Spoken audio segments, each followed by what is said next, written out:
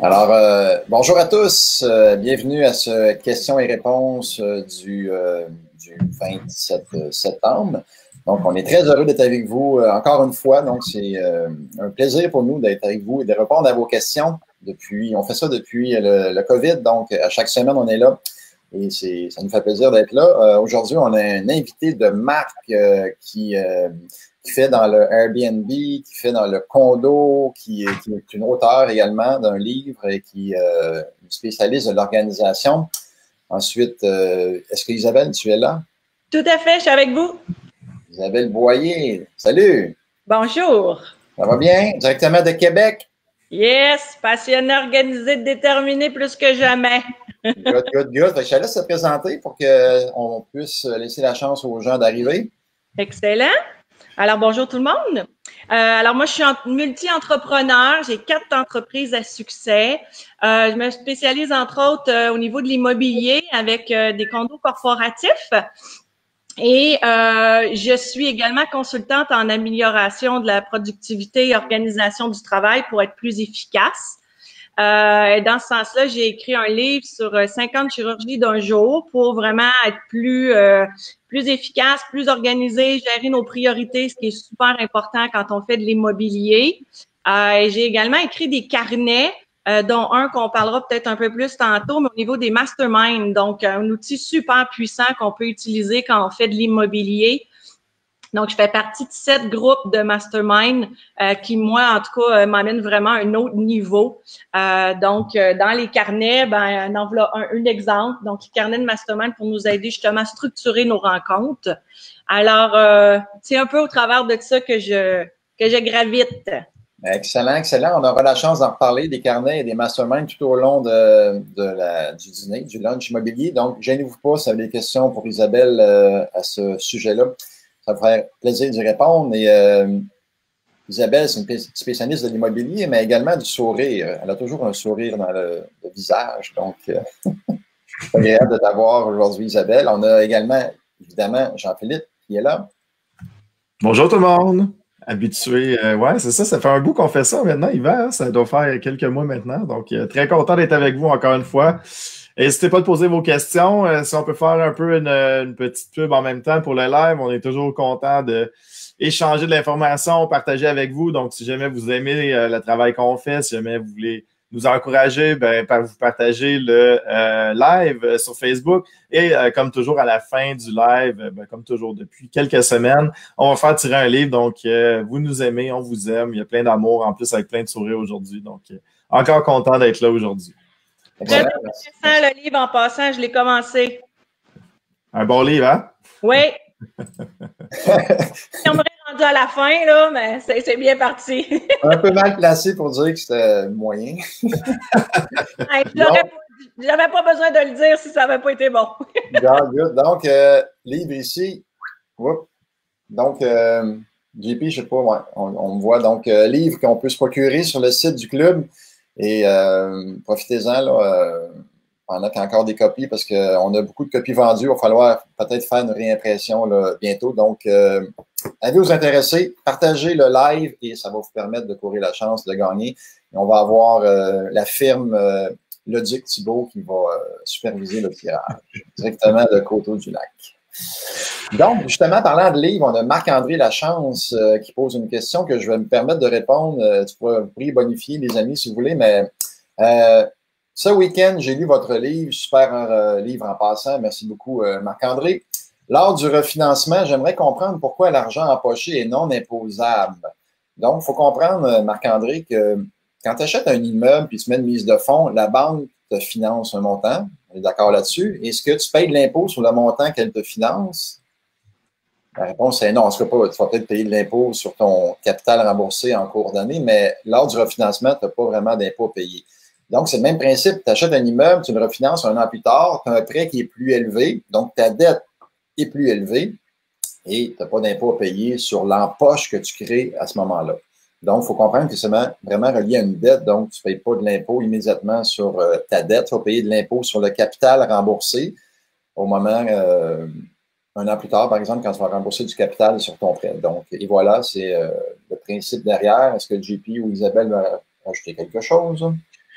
Non, c'est souvent confus, juste pour dire un peu, pour ajouter, c'est ça, les gens sont souvent confus entre la déduction des intérêts et le fait qu'on soit imposé. Donc, si tu refinances un immeuble et tu utilises cet argent-là à des fins personnelles, bien là, évidemment, les intérêts de cette section-là du prêt ne seront plus déductibles. Donc, c'est sûr que si on continue à investir cet argent-là, les intérêts sont déductibles. Mais si on l'utilise de façon personnelle, donc on ne pourra plus, l'immeuble ne pourra plus déduire ses intérêts de cette section de prêt-là que vous avez utilisé personnel. Mais quand on empoche un refinancement, il n'y a pas d'impôt à payer. Donc, ça permet justement aussi une expansion assez extraordinaire parce qu'on refinance, on n'a pas d'impôt à payer, on utilise ce montant-là, puis on le réinjecte tout de suite dans un nouveau parc immobilier. Donc, ça fait partie d'une des 1001 joies que l'investissement immobilier nous donne. Excellent, je pense que c'est complet là-dessus. On va passer à une autre question pour Isabelle. Ça va être très facile pour toi. On passe ça vraiment smooth avec une habituée là, des questions et réponses. On salue Hélène Larose qui est là fréquemment. Donc, qu'est-ce qu'un mastermind, Isabelle? Excellente question. Donc, un mastermind, ça va être un groupe de personnes qui vont se réunir pour mettre la puissance des cerveaux collectifs ensemble. Donc, normalement, à deux, on est plus fort qu'un quand on veut penser puis arriver à avoir des bonnes idées ou se craquer. Donc, imaginez si on est 4, si on est 6, si on est 8 dans un groupe, c'est hyper puissant pour se propulser, de pouvoir se réunir en mastermind, donc qu'on décrirait en français là, la puissance des cerveaux collectifs. Donc, c'est ça un mastermind. Excellent. Puis justement, tu fais partie de 7 masterminds, Isabelle. Donc, comment ça se déroule un peu? Là? Comment ça se passe, un mastermind typique? Ou je ne sais pas s'il y a des typiques ou il y a différentes formules, mais tu peux nous en parler un petit peu? Différentes formules, mais je vous dirais que si on se concentre au niveau de l'immobilier, moi, ceux qui fonctionnent le mieux, c'est des groupes maximum 8 personnes, idéalement entre 6 et 8. Des gens qui pourraient se réunir à tous les mois, il y en a qui vont le faire aux semaines, aux 2 semaines, donc la durée sera plus ou moins longue. Mais par exemple, pour ceux au mois, nous autres, on va en avoir à 8 personnes, là, environ 2 heures, où les gens vont pouvoir vraiment faire des tours de table. Qu'est-ce qui s'est passé? C'est quoi les objectifs qui se fixent pour le prochain mois? Dans quoi ils s'engagent? Est-ce qu'ils peuvent aider dans leur réseau à aider les autres participants? Est-ce qu'ils ont besoin d'un coup de pouce? Ils ont-ils un deal à analyser? Ils ont-ils quelque chose, un embûche avec la régie? Puis de dire, bon, mais avec des assurances, peu importe, y a-t-il quelqu'un d'autre, ça y est arrivé? Ou connaissez-vous quelqu'un à qui ça y est arrivé, à qui je pourrais parler? Ce qui est bien important, par contre, c'est d'avoir des espèces de règles de conduite, parce que si j'y vais quand ça me tente, ben c'est sûr que là, tu perds la puissance du groupe. Si les gens gardent pas de la confidentialité dans leur groupe, puis qu'ils font « Hey, mon chum dans mon mastermind, il vient de décoter un deal, puis tu pourrais peut-être aller côté dessus toi aussi, ça serait pas le fun. » là. Fait qu'il y a quelques règles à se fixer, mais en général, écoutez, c'est hyper puissant, puis pour faire partie de cette mastermind, ça prend quand même pas mal de mon temps.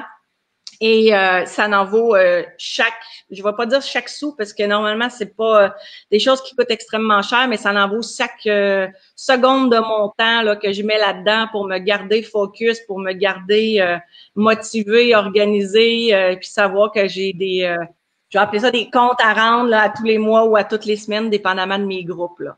Tu dis, Isabelle, ça prend beaucoup de montant, mais moi, je pense que ça vaut un gros montant aussi. Non, écoute, je te dis, la plupart du temps, on s'organise entre nous autres, ça nous coûte rien à part peut-être si on fait ça durant l'heure d'un lunch. Fait que je veux dire, c'est rien ce que ça coûte, là.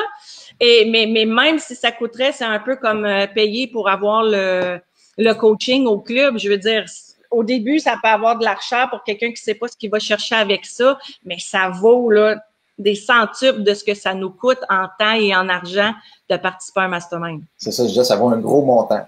Ah, OK, good. Merci Isabelle. On va avoir d'autres questions tantôt sur le mastermind qui vont suivre. On a Anas.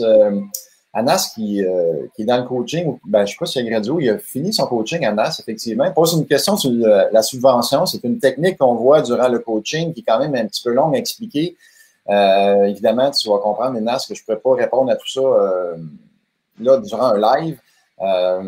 Je t'invite, dans le fond, à appeler ton coach pour avoir plus de détails là-dessus parce qu'il faut prendre quand même le temps là, de bien expliquer les choses. Donc, désolé, Anas, peut-être pour poser une autre question, peut-être pas en lien avec la subvention parce que c'est un petit peu trop complexe à expliquer dans un live sur lundi midi.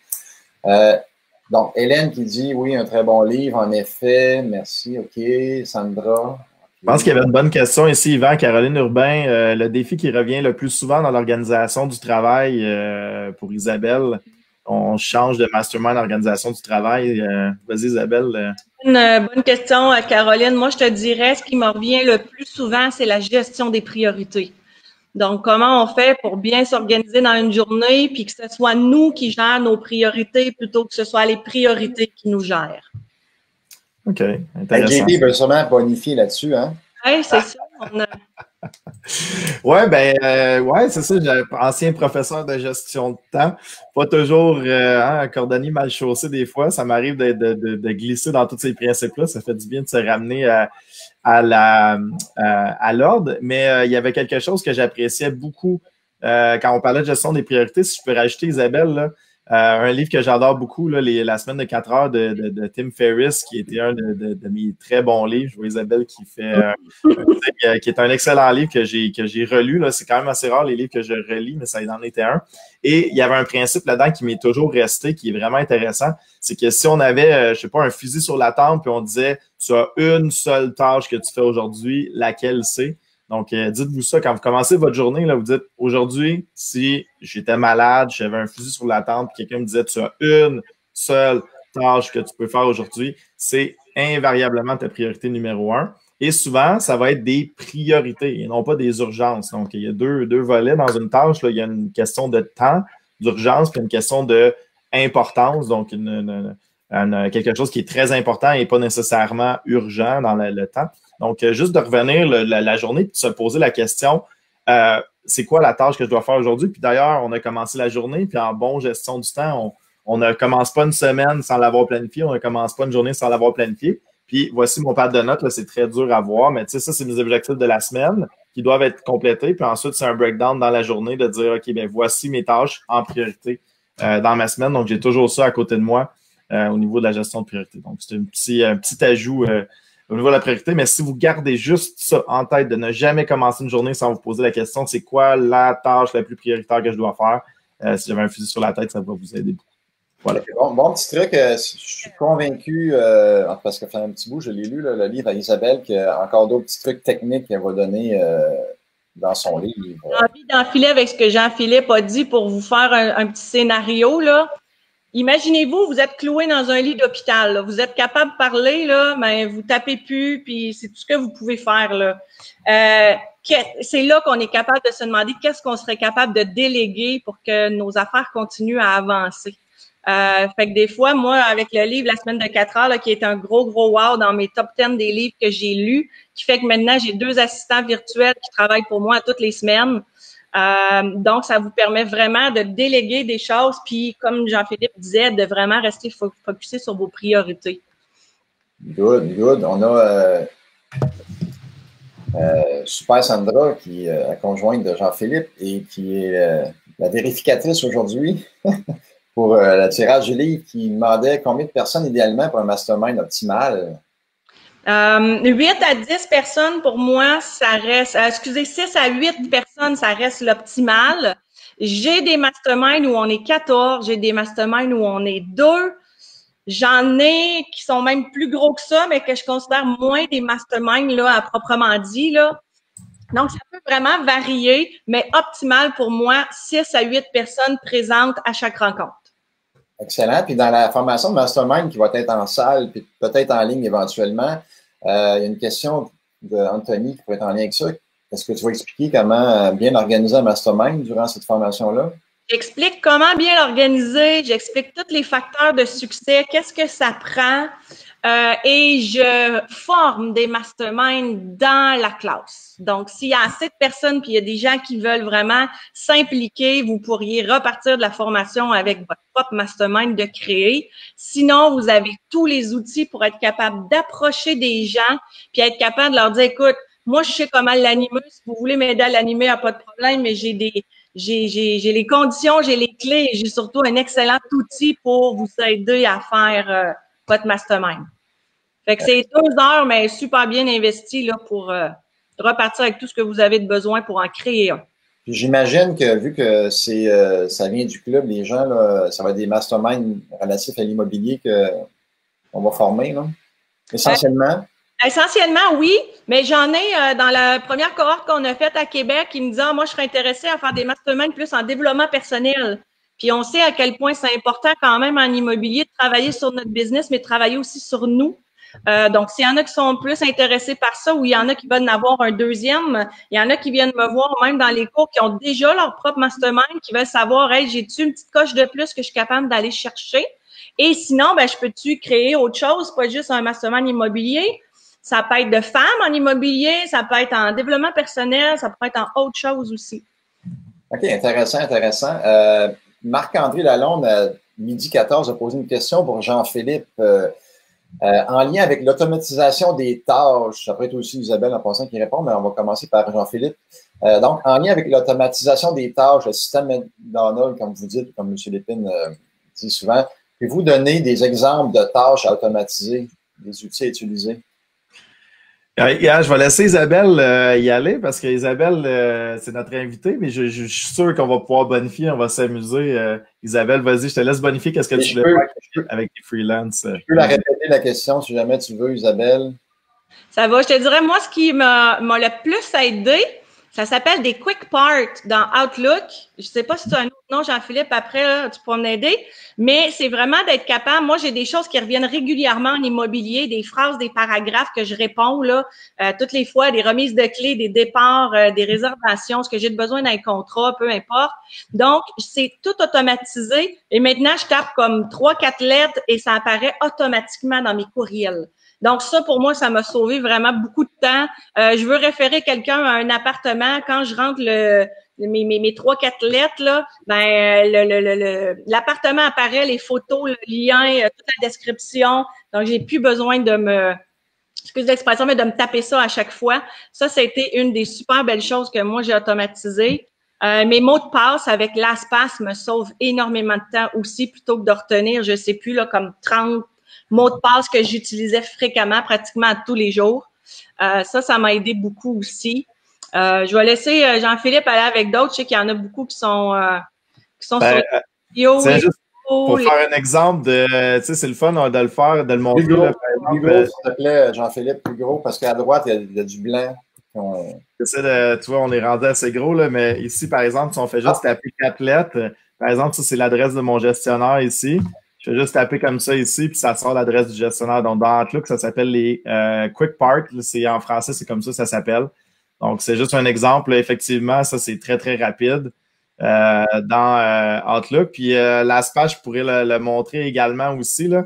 Je pourrais naviguer un peu là, dans une prochaine question. Je vous le montrerai. Est-ce que tu avais appris ça? Je suis curieux, Isabelle. Ça a-tu commencé au Costa Rica, LastPass et Upwork? Tu avais commencé, oui, je pense que c'est Costa Rica, pas Sainte-Lucie. Oui, avec Simon. Oui. Qui m'avait montré mes quick parts. Okay. LastPass, ça vient de James Martel dans un autre mastermind. Donc, c'est ça qui est le fun quand on peut avoir un bon réseau de contacts. Là, on se donne des bons trucs. Puis il y en a plusieurs, moi, qui sortent dans les masterminds aussi. Puis ça me permet de les ramener dans d'autres, comme je suis dans plusieurs, là.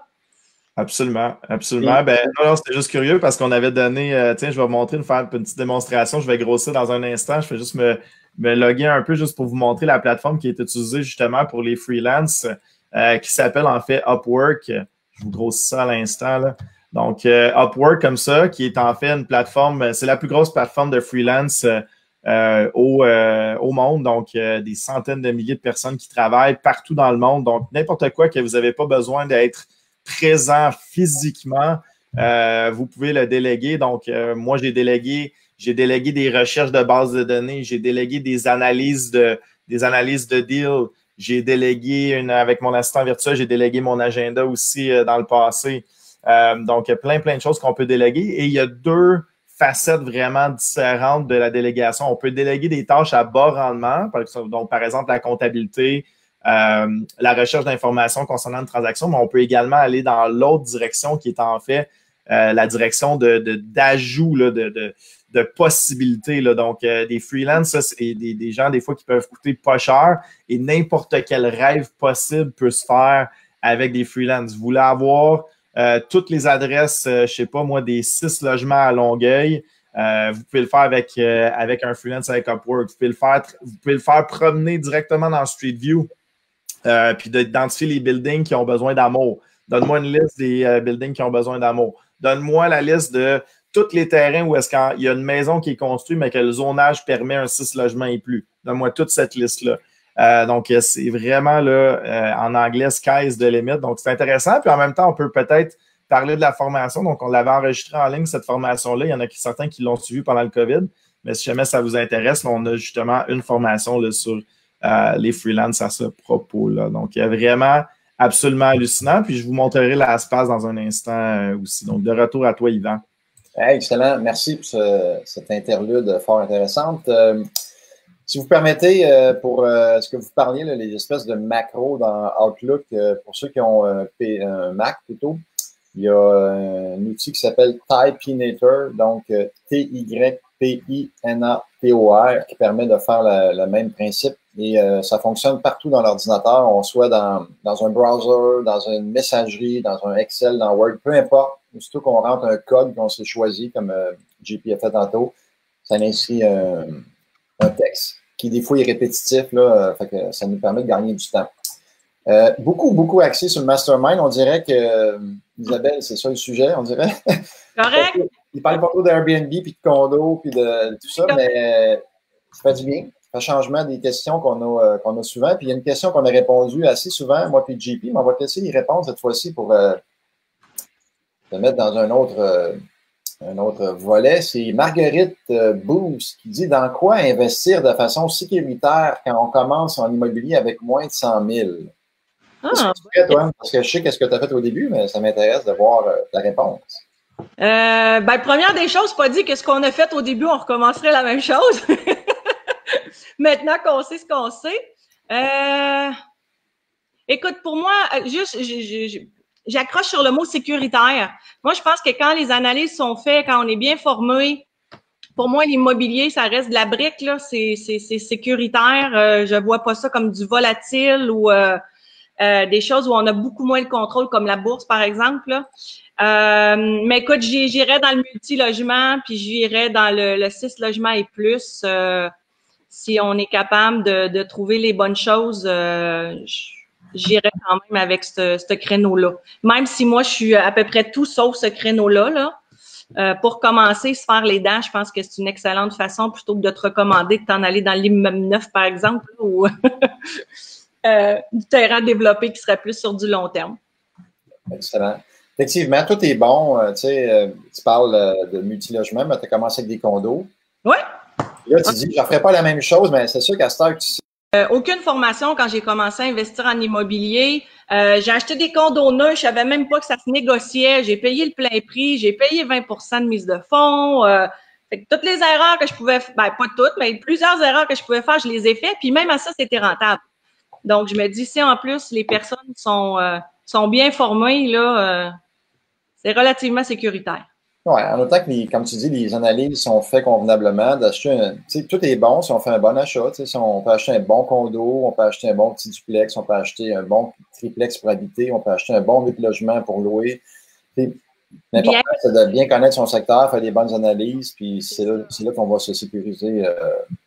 Tout à fait. Je vois Yvan, là, Mandalina, tantôt, elle a posé une question, puis je sais peut-être pas si c'est ça que tu voulais me poser. Là, j'ai peut-être passé à côté dans les types de domaines. Donc, oui, il y en a en immobilier. Je vous ai parlé de développement personnel, mais j'en ai, moi, sur les groupes pour l'énergie, là, pour être vraiment c'est quoi nos trucs pour rester en énergie puis rester focus. J'en ai d'autres sur la loi de l'attraction, j'en ai sur des femmes en affaires, j'en ai sur des objectifs perso et professionnels. Donc, des masterminds, vraiment, il n'y a pas de limite. Vous voudriez en faire l'un sur un sport en particulier ou des sportifs ensemble, ça se ferait. Donc, mettez-vous pas de croyances limitantes sur les masterminds. Excellent. JP, avais-tu un petit quelque chose à ajouter pendant que je suis en train de chercher des questions? Oui, attends, je voulais bonifier. En fait, oui, j'avais une question pour Isabelle.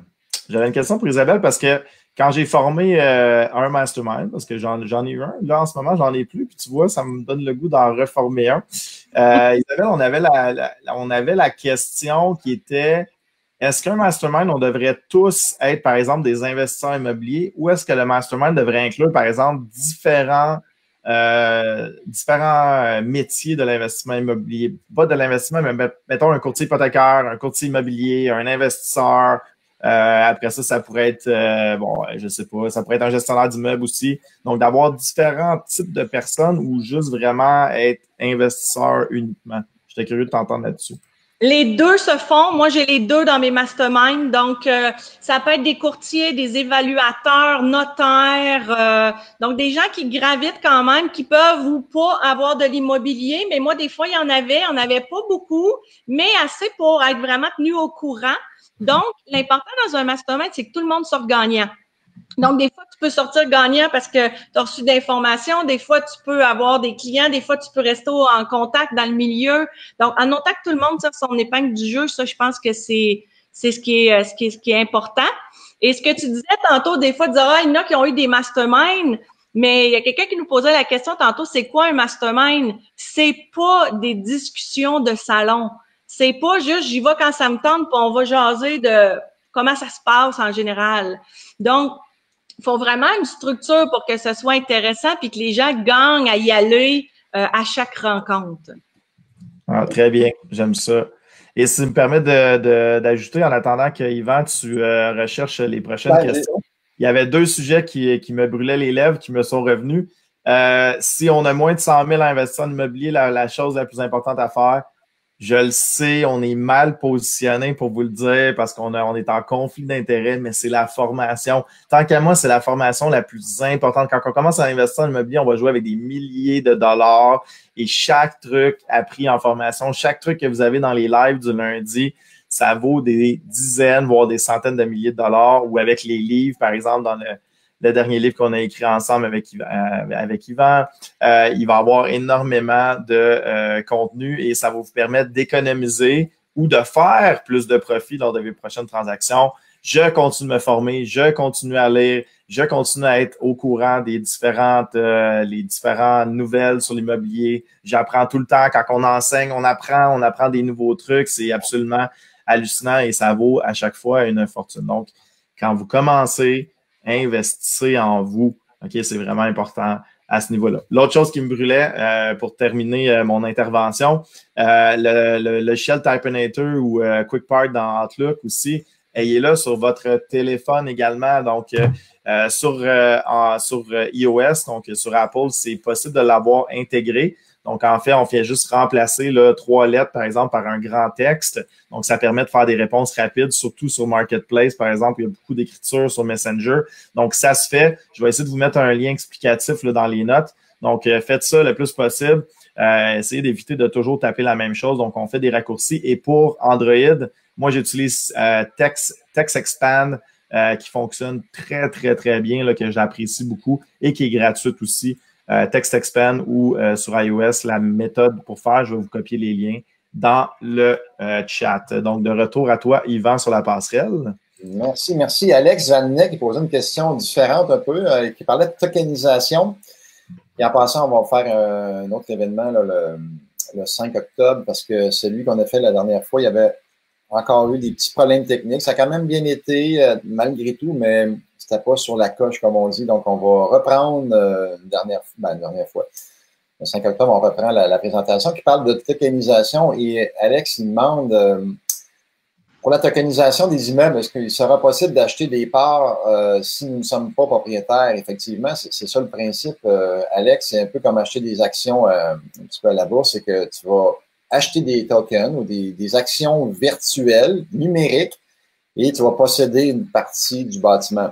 Donc, par exemple, quelqu'un a acheté un immeuble, je sais pas moi, 38 logements, disons, à Montréal, et il y a une équité morte de 25% qui est là, que la banque n'a pas voulu financer, qui était dans le fond la mise de fonds de l'acheteur. Ben, cet acheteur-là va pouvoir se retourner de bord et dire, j'ai un super beau projet d'optimisation, est-ce qu'il y a des gens qui voudraient embarquer? Et je suis prêt à vendre des parts de mon 25% d'équité morte à des gens qui voudraient bien embarquer dans le projet. Donc, Alex, tu vas pouvoir acheter des parts et tu vas détenir un pourcentage de cet immeuble-là que la personne va optimiser. Puis, tu vas pouvoir bénéficier, dans le fond, de son travail. Parce qu'évidemment, il va y avoir plusieurs volets à ça. Ce n'est qu'un volet. Il y a plusieurs choses qu'on va expliquer le 5 décembre, le 5 octobre. Donc, voici une petite réponse rapide pour ce midi sur la téquinisation. Il y avait François Simon. Pour Isabelle, pour l'instant, j'ai seulement les moyens financiers de commencer avec un duplex ou un triplex. C'est déjà un bon début pour me lancer dans le domaine. J'aimerais avoir vos opinions, ton opinion. Totalement. Totalement. Mais si tu te limites peut-être à dire ça à cause de l'argent, il y a plein de trucs que tu peux apprendre pour en mettre le moins possible, puis même acheter plus gros. Tu peux faire des partenariats avec des gens aussi, peut-être, pour vous mettre ensemble. Mais pour ma part, maintenant, je suis seule dans tous mes investissements. Puis si c'est un duplex puis un triplex, ben écoute, go. L'important, je pense, c'est de commencer, te faire les dents, voir si c'est fait pour toi. Puis si tu es capable de dormir avec des hypothèques, moi, je trouve que c'est de l'investissement, là. Tu dors super bien, mais il y a des gens qui vont avoir plus de difficultés à dormir. Fait que commence. L'important, c'est vraiment de te mettre dans l'action. Puis d'être capable de faire les bons achats. Excellent. Très bien dit, Isabelle. On voit que tu es coach au club, que tu as passé par la bonne place. Très belle réponse en passant. Pata, bon, est-ce que j'ai rien à rajouter à mon JP et quelque chose, mais j'aurais quelque chose pour toi, JP. Une prochaine question qui serait dans un marché de vendeurs actuellement, là, comment on fait pour trouver des propriétés multiplex par nous-mêmes? Il n'y en a pas de deal, il n'y en a pas. Il n'y en a pas de deal, il n'y en a pas. Mon Dieu, par nous-mêmes, ça veut dire, j'ai pas vu la question, mais Yvan, juste pour la spécifier, ça veut dire sans l'aide d'un courtier. Donc, c'est ça. Comment on fait pour trouver des multiplex par nous-mêmes? OK. Donc, sans l'aide d'un courtier, ben écoute, il y a mille et une façons là, dans IMO 101, là, dans le cours d'ailleurs qui s'en vient là, le 17 octobre à Montréal en salle. On se croise les doigts que les salles restent ouvertes. Mais on en passe là, 32 techniques différentes de recherche hors marché. Ça part de surveiller le registre foncier, d'utiliser des outils comme Mon Prospecteur ou JLR pour aller faire des recherches sur les gens qui ont des problèmes de paiement avec leur hypothèque, les successions. Ça passe par appeler les logements à louer sur Kijiji ou les logements à louer, les pancartes à louer pour essayer de demander voir s'ils sont à vendre. Ça passe par utiliser Upwork pour essayer des assistants virtuels qui sont ailleurs dans le monde, qui parcourent les rues de Montréal et qui essaient d'identifier les bâtiments qui sont qui ont besoin d'amour, qui sont en décrépitude. Ensuite, on fait une petite recherche propriétaire, on le contacte. Il y a mille et une façons de le faire.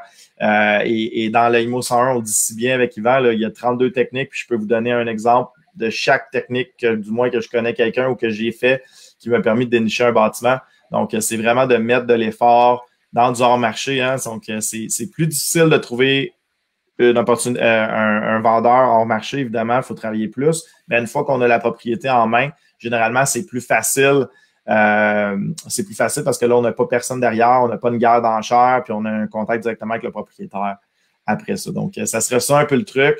IMO 101, beau petit cours pour vrai. Pour les gens qui commencent en immobilier, là, c'est un beau 6h30 là, vraiment intense dans lequel on couvre tous ces sujets-là de recherche. Donc, c'est vraiment intéressant. Donc, voilà, je ne sais pas si j'ai quelque chose à rajouter. Isabelle avait quelque chose à rajouter. Vas-y. Deux exemples, là. La semaine dernière, je viens de notarier un 7 logements. Je l'ai trouvé parce qu'une courtière avec laquelle j'ai travaillé m'a appelé et me dit « Isabelle, j'ai un immeuble pour toi. » J'ai su 2 semaines après avoir fait mon offre qu'elle avait appelé que moi parce qu'elle savait que c'était un immeuble pour moi. Donc, de cultiver quand même vos relations avec les courtiers, c'est extraordinaire. Et la deuxième chose, l'autre deal que je suis présentement, j'ai vu passer sur le groupe de coaching quelqu'un qui avait des chalets à vendre. Puis je suis présentement en train de discuter avec lui, voir si on peut arriver à s'entendre. Fait que des fois, de rester actif, rester dans les bons groupes, ça peut vous emmener des super belles transactions. Good, merci. Sabrina Sanchez, est-ce que les cours, c'est pas une question que tu es obligé de mettre, Jean-Philippe, mais est-ce que les cours en classe auront lieu le mois prochain? On l'espère, Sabrina. C'est très difficile de répondre. On est au jour le jour là, avec ce qui se passe présentement. On va venir informer là, soit par courriel ou par Facebook, à savoir si on peut les faire en salle ou en ligne. Si on tombe en code rouge à Montréal et à Québec, on va devoir retourner en ligne temporairement le temps qu'on revienne en code orange ou en code vert, je crois. Jean-Philippe, une belle question pour toi. Puis peut-être qu'Isabelle pourra bonifier ça lui tente. David Mercier, après optimisation d'un loyer, au prochain renouvellement de bail, j'ai le droit d'augmenter le loyer à sa juste valeur, même si c'est un bon 200$.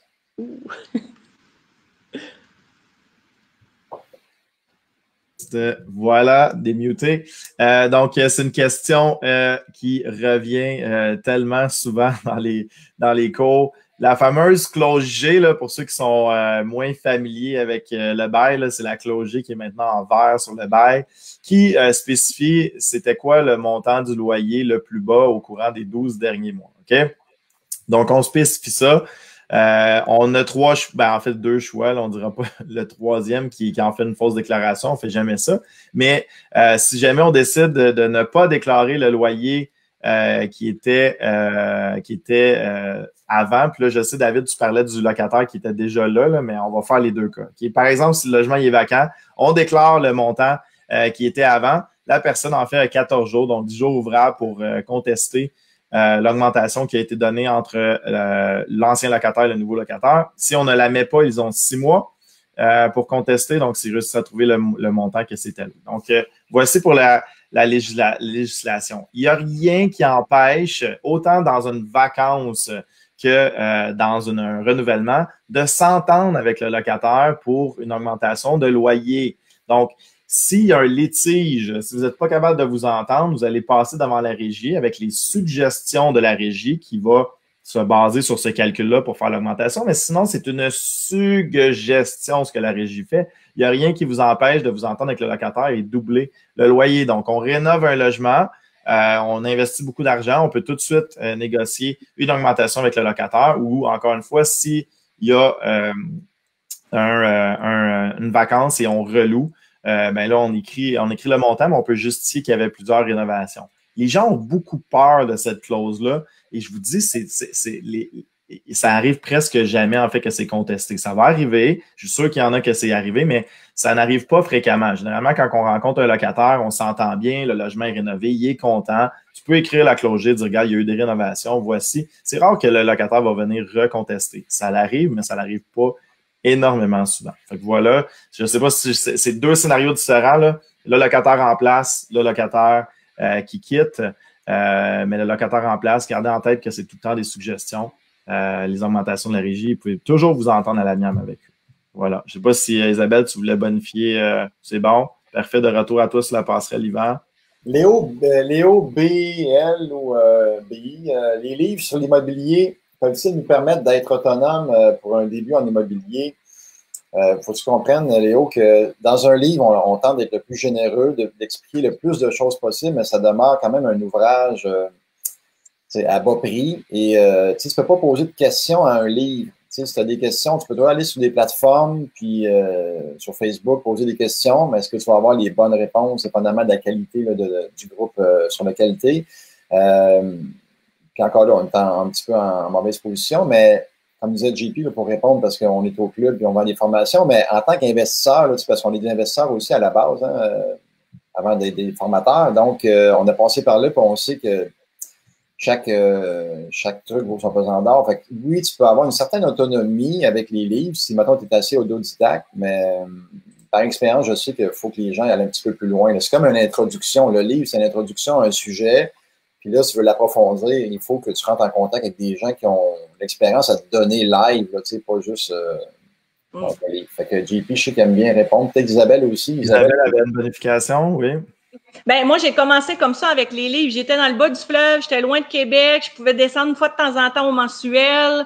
Fait que j'ai commencé avec des livres. Moi, ce que j'ai aimé dans les livres, ça m'a permis de débroussailler, voir ce que c'est quelque chose que j'aimerais. Ça m'a permis de me donner du vocabulaire, des balances de prix de vente, des MRN, des cash flow, c'est pas des choses que je connaissais ou que je maîtrisais. Fait que ça m'a permis au moins d'aller chercher un certain bagage. Mais après ça, effectivement, quand tu veux passer au niveau supérieur, là, ça prend la formation, ça prend les questions, les réponses, ça prend le groupe. Cette synergie-là, moi, elle était formidable, là. Puis, si tu permets, Isabelle, Fait que quelque chose qui me vient à l'esprit. Tu sais, Léo, c'est peut-être pas ta situation, c'est peut-être pas la raison de ta question, mais certaines personnes disent, ah non, moi, je veux pas faire une formation à 200 $ parce que, tu sais, c'est quand même pas donné, mais si 200 $ te freinent pour apprendre des trucs, investis pas en immobilier parce que là, tes mises de fonds ou tu sais, c'est beaucoup plus que ça. Parce que, fait qu'on on joue avec des gros chiffres, là. Tu sais, fait que mettre 500 $ une formation pour acheter un immeuble à 1 million, faut peut-être réduire ta mise de fonds de 20 000 grâce à un truc. Le calcul pour le travail. Fait que c'est peut-être pas le but de ta question, mais si c'était ça, n'hésite pas là-dessus. Non, mais absolument, si je peux me permettre de bonifier, tu l'as dit, Yvan, tu sais, la prochaine fois, tu négocieras 200$ sur ton bâtiment. Tu sais. On peut le voir comme ça. Mais il y avait quelque chose qui, aux États-Unis qui avait dit qui était quand même assez rude sur une formation que j'avais suivie en immobilier, mais qui était tellement vrai. OK, donc préparez-vous, là, si vous êtes en train de manger une bouchée de spaghetti, là, avalez comme il faut parce que c'est assez rude comme révélation. Mais c'est vrai, OK? Puis attention, avec un bémol, là, je fais un bémol ultra gigantesque. Là. J'adore les livres.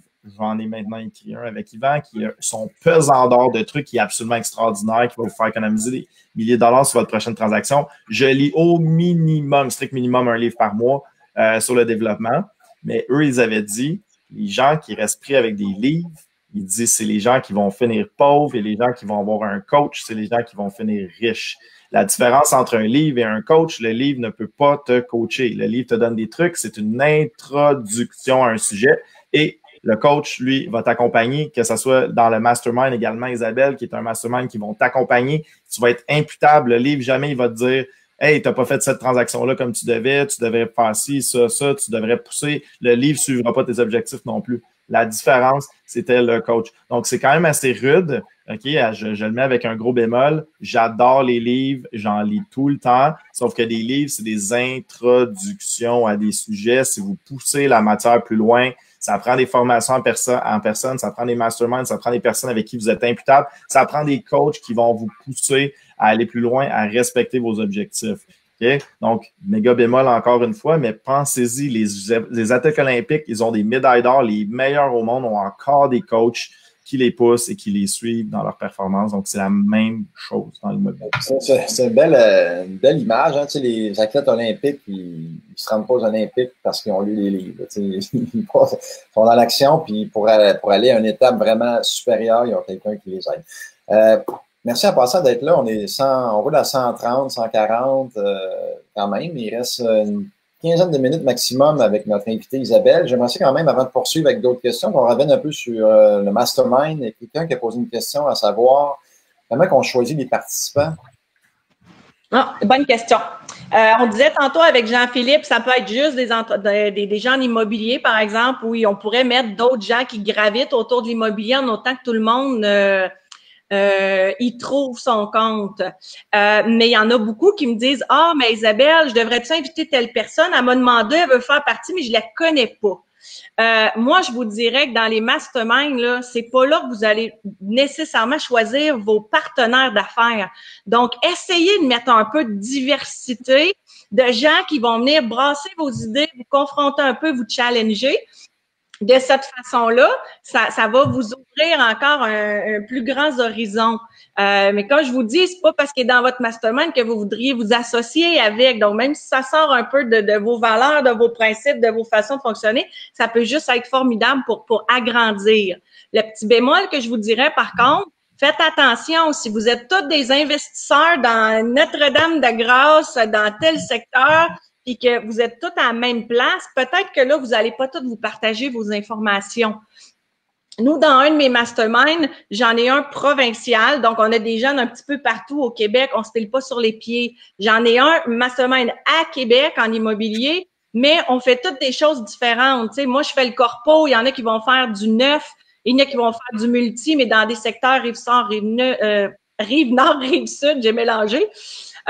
Donc, gênez-vous pas pour mélanger des gens en autant que vous ayez une thématique. Tu sais, ça peut être l'immobilier, comme je disais, ça peut être le développement personnel, en autant que vous ayez une thématique que vous adhérez et que vous vous fixez aussi les mêmes objectifs, là, que les gens sont d'accord avec les règles, la structure, etc., là, pour que ça soit puissant. Excellent, merci. Déjà, 3 inscriptions à ton mastermind durant le live. On n'en veut pas trop parce qu'on est en COVID, on est limité là, en termes d'espace. Il y avait Marie-Lou qui elle disait faire le cours de mentorat. Effectivement, c'est un must. On ne l'a pas dit directement, là, mais éventuellement, ça va peut-être mener là. Carl Brouillette pour JP. Il est en train d'acheter 8 logements avec sous-sol non aménagé. Il va rajouter 2 logements. Qu'est-ce que tu penses de financer CHL en 2 étapes? Donc, on lui a expliqué qu'il est possible de financer à la valeur économique actuelle et de faire approuver la valeur économique future pour aller chercher l'équité lorsque les logements seront bâtis. Oui, possible, Carl. En fait, je ne connais qu'une seule institution qui fait ça, c'est Desjardins. En fait, ça s'appelle la clause multi-projet. Donc, quand on fait l'évaluation agréée du bâtiment, on essaie d'y aller avec une valeur actuelle, une valeur future. Et il pourrait avoir des déboursés progressifs à l'intérieur de ce projet-là. Donc, dans le livre, d'ailleurs, il y a un super beau témoignage, Sylvain Allard, qui a utilisé cette clause-là, la clause multi-projet de Desjardins. Donc, ça permet de financer les travaux au fur et à mesure. Attention, certains travaux vont être financés, d'autres non, mais ça peut être très intéressant. Maintenant, la SCHL, par exemple, de cette partie-là, Carl, j'en doute.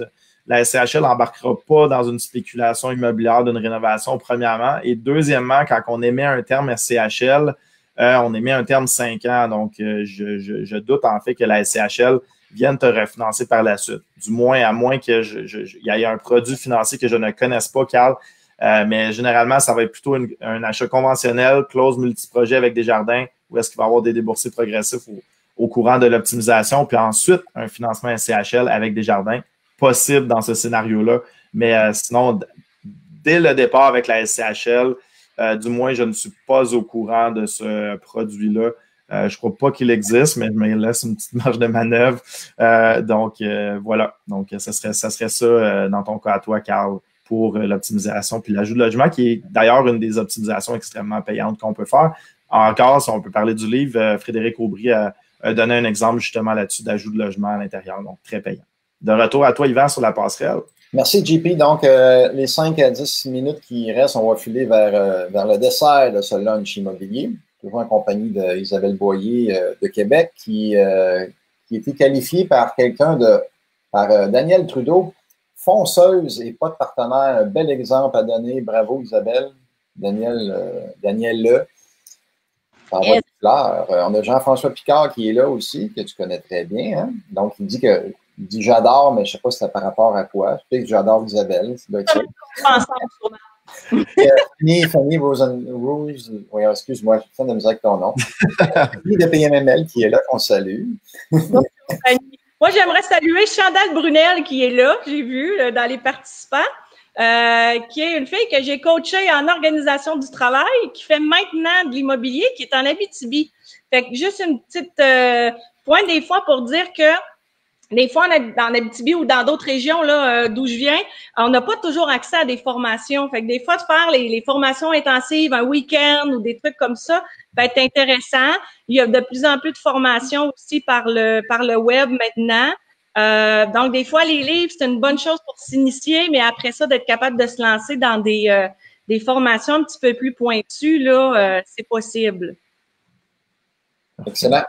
Merci, Isaac. Non, il y avait une bonne question. Alex Vanessa, si tu me permets, je vais y répondre. Donc, Alex, j'aurais une même question pour ordre d'idée. On parle toujours d'ajout de bachelor, donc d'ajout d'un logement au sous-sol. Quelle grandeur de loyer recommandez-vous? 3,5 ou bien plus? Écoute, il y a toujours le dilemme, Alex, là, qui est un peu éternel en immobilier. Plus ton logement va être petit, plus la location au pied carré va être élevée. Donc, plus il va être rentable. Par contre, ça va être plus difficile un petit peu à financer, dépendant quelle taille tu y vas. Donc, si tu es 2,5, 1,5, là, si tu réduis beaucoup, puis si tu vas maison de chambre qui est dans l'extrême, donc c'est un petit peu plus difficile à financer, plus de gestion locataire généralement de moins bonne qualité, plus de rotation, plus de mauvaises créances. Donc, on y va dans la petite unité. Difficile aussi d'aller dans la petite unité, de la faire grossir en valeur. Donc, en optimisation, moi, je préfère beaucoup plus les 4,5, 5,5 parce que c'est des logements qu'on peut rénover et augmenter de valeur de façon significative.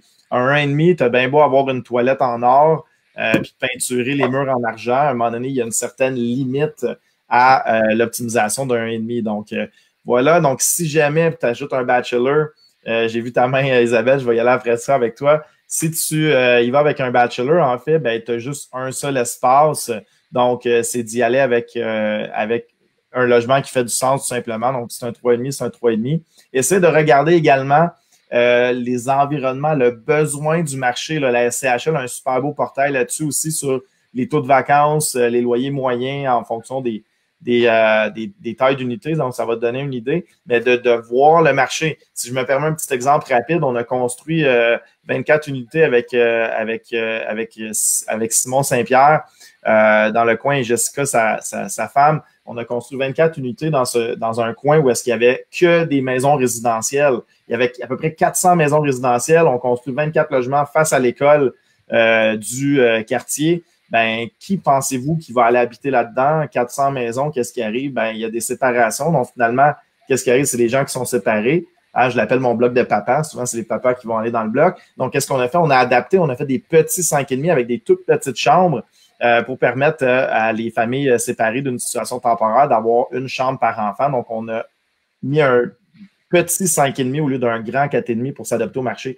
Donc, excuse-moi, c'est une longue réponse, Alex, mais ça revient au marché. Pense toujours à ton pied carré aussi qui est plus payant, mais plus de problèmes. Isabelle, tu voulais rajouter quelque chose? Moi, pour le dessert, je vais me faire plaisir d'être totalement en désaccord avec toi. Excellent! J'aime ça. Écoute, moi, mes loyers les plus payants, c'est mes 1,5, 2,5, 3,5.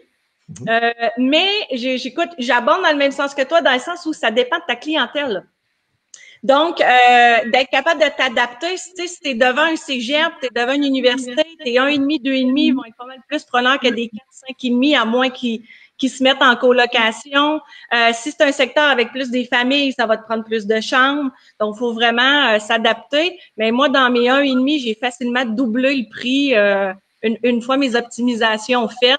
Donc, ça peut être payant quand même, mais effectivement, plus de rotation, comme le souligné Jean-Philippe. Good, hein, merci pour ce dessert. On file vers l'apéro. 5 minutes. On va prendre une dernière question pendant que JP met le super commentaire de Marie-Josée Huron. Il y a Yu Chen Lee qui dit « Isabelle, pourriez-vous nous partager un outcome positif ou négatif d'immobilier provenant de vos masterminds? » Et on va terminer avec cette dernière question-là sur les masterminds et le QIR.